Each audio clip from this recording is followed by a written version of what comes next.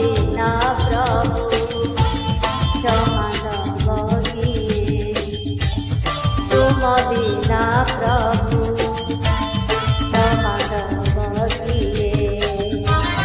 हाँ तुम्हें तो क्षमार सागर